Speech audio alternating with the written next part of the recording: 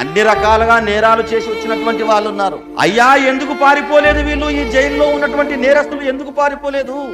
ఏ అవకాశం వచ్చినా పారిపోవడానికి ప్రణాళికలు చేస్తారు, ఏ అవకాశం వచ్చినా వెళ్ళిపోవడానికి ఇష్టపడతారు. ఏదో ఒకటి రోగము లేకున్నా రోగం ఉన్నదని ప్లాన్ చేసి హాస్పిటల్కి వెళ్ళిన తర్వాత అక్కడ నుండే వెళ్ళిపోవడానికి వాళ్ళు ప్రణాళికలు సిద్ధం చేసుకుంటారు. ఈ గోడ ద్వారములు అన్ని తెరుచుకున్నా, పారిపోవడానికి అవకాశం ఉన్నా, చేతులకు సంఖ్యలు వీడిపోయినా ఊడిపోయినా ఎందుకు పారిపోలేదు? దీనికి హేతువేమి, దీనికి కారణం ఏంటి అని పౌలుని అడిగితే ఆయన ఏమన్నాడో తెలుసా?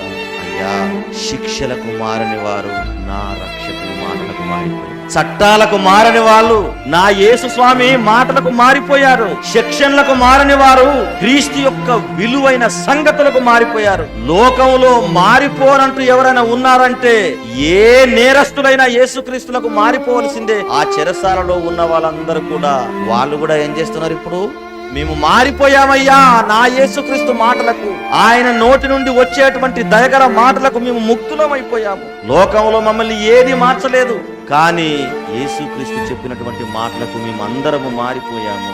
అంటే మారిన వాళ్ళు ఎవరన్నమాట? నవ సమాజం, నూతనమైనటువంటి జనం.